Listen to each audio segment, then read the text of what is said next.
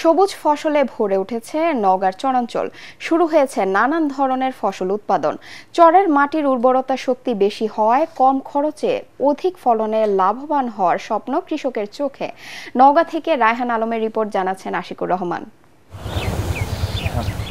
চরজুড়ে এখন শুধুই সবুজের সমারোহ, বেড়েছে কৃষকের ব্যস্ততা।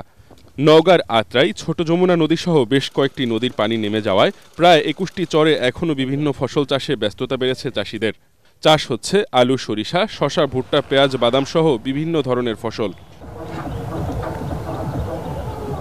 কৃষকরা বলছেন, চরের পাশেই নদী থাকায় সেচ খরচ হয় কম, আর রোগবালাইও তেমন না হওয়ায় ফসল চাষে লাভবান হওয়া সহজ। আমাদের এখানে অনেক কিছু চাষ হয়, যেমন আলু, সরিষা, ক্ষীরের আবাদ হয়, অন্যান্য পাশাপাশি বাদাম, ভুট্টা এগুলো হয়। শীতের মৌসুমের শেষের দিন ধান লাগানো হয়, ধান মনে করো হয়, অনেক জমিতে ভুট্টা হয় এরকম। জেলা কৃষি সম্প্রসারণ অধিদপ্তর বলছে, চরের জমি সাধারণ জমির তুলনায় উর্বর বেশি হওয়ায় ফলন হয় অধিক।